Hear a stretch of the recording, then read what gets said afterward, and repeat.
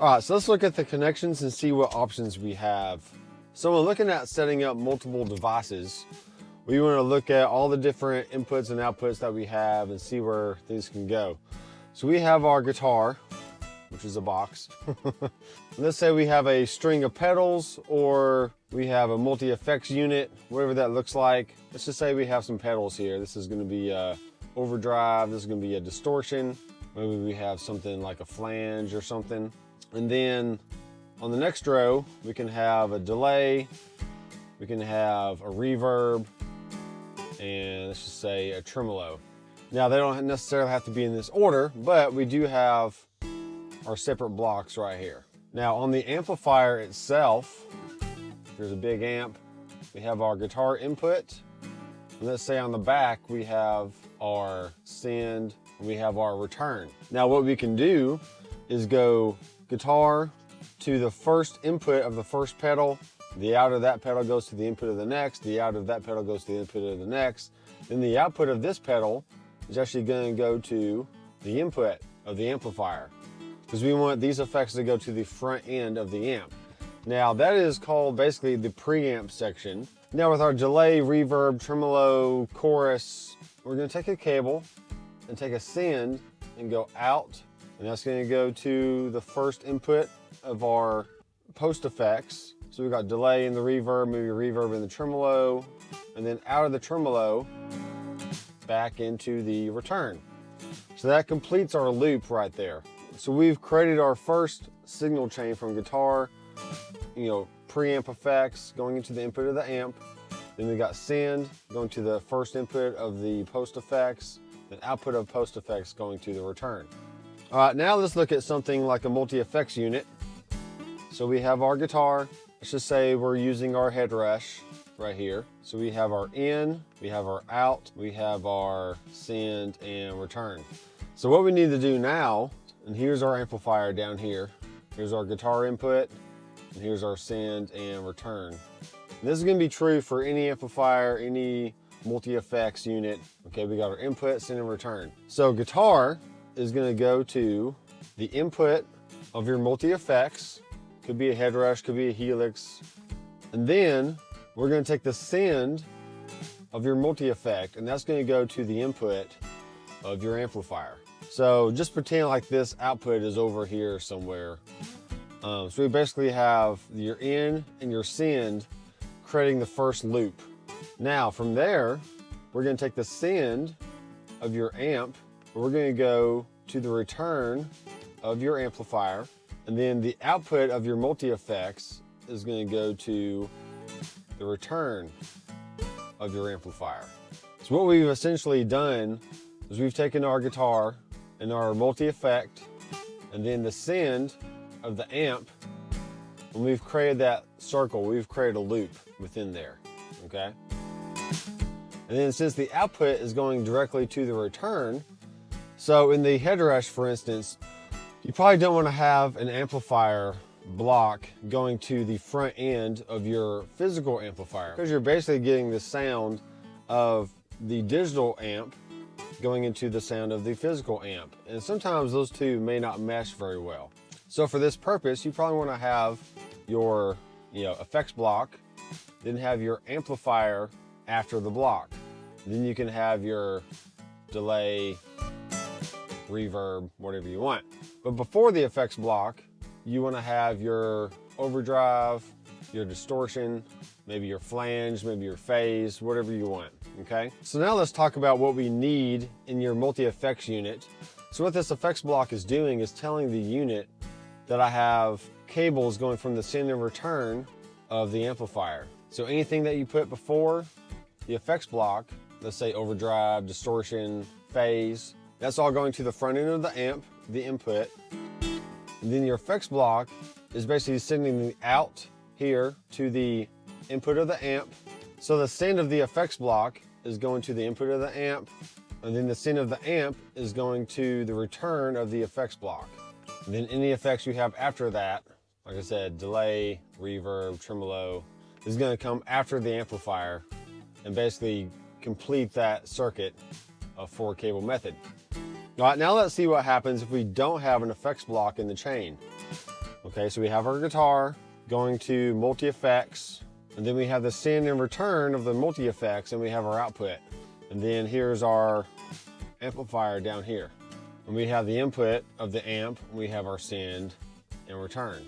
So without an effects block in your signal chain, the send is not going to the input of the amp, and this send of the amp is not really going to the return of the multi-effects. So we're basically bypassing that portion of the multi-effect, and we're taking the output of our multi-effect and going directly to the return of the amp, which is essentially bypassing the preamp stage. So any amp that you have in the multi-effect is now acting as your preamp, and the output of your unit is going directly to the return of the amplifier and is bypassing the preamp of the amplifier. So we have two options here. We can have an effect block completing the circuit of our 4-cable method, connecting the multi-effect to our amplifier, or if we don't have an effect block in there, it's going to bypass the preamplifier of the amp, and now it's going to use our digital preamp going into a physical power amp and a physical cab, which is another reason why you don't necessarily want to have a digital cab or impulse response in your chain if you're going to be going to a physical amplifier, because once again, those two sounds may not mesh very well and you may not like the sound. So that's something you're going to have to experiment with. But that's what our connections look like when we have an effects block in the chain versus the effects block outside of the chain. So let's go back to our amplifiers and see what kind of sounds we can get from this setup.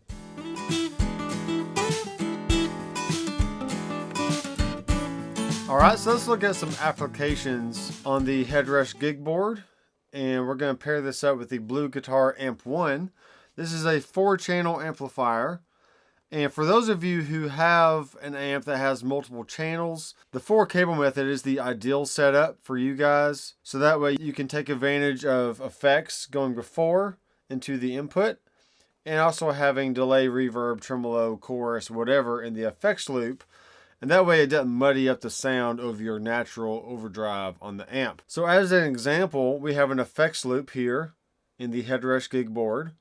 And this effects loop is completing the circuit from guitar to gig board input, send of the gig board to the input of the amp, send of the amp to the effects return of the gig board, and then output of the gig board to the effects return of the amplifier. So for example, with the effects loop bypassed, we're essentially going guitar to a gig board input and then gig board output going straight to the effects return of the amplifier. This is what that sounds like.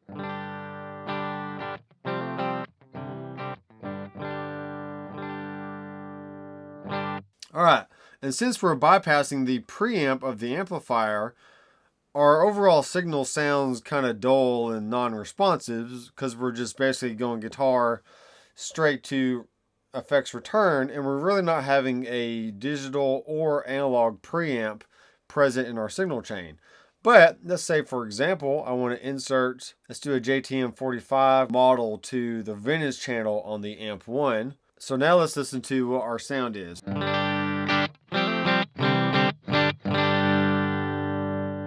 Okay, our guitar sound came back to life. It sounds nice and full. It has a nice presence to it. If I bypass the amp, it gets dull again. So if we put our effects loop in, now I'm able to have the preamp section of our Blue Guitar Amp 1. Well, let's hear what happens when we have a digital preamp as well as the analog preamp. Okay, the two really don't combine that well together, and I'm not too fond of that sound. So that's why you want to either have a digital preamp going to the effects return of your real amplifier, so that way you can take advantage of all the tonal possibilities in the digital world, but still have an analog power section and a physical cab that you're hearing everything through. And also notice I do not have a cab or impulse response in the chain because I already have a physical cab that I'm technically listening to, even though I'm taking my signal from the record out directly into my Zoom Q8. Another thing that we need to look at is let's bypass the amp and turn the effects loop back on. And since we have a tube screamer in the chain, I can send that to the front end of our amp.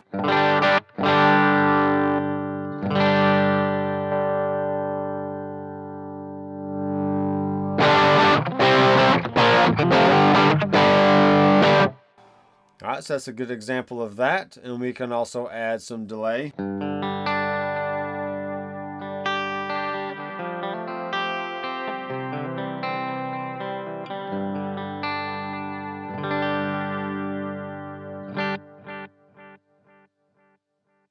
Alright, so now let's say I want to use the gig board to change channels on my amplifier.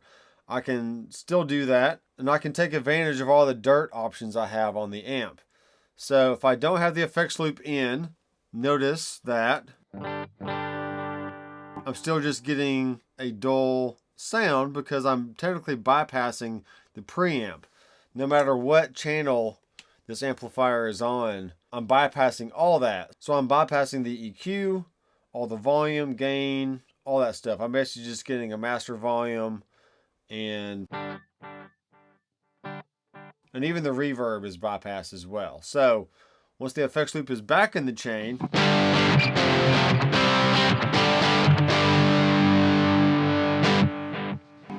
okay, now I'm getting the sound of my vintage channel. Let's compare the digital version. Let me just turn down the gain on here so I can match the digital gain. See what we have. So here's the gig board JTM 45.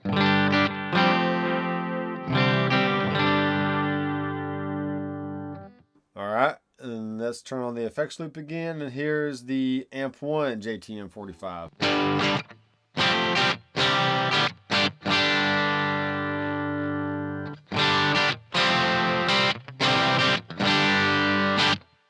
Alright, let's go back to our amp and let's turn up the volume a little bit.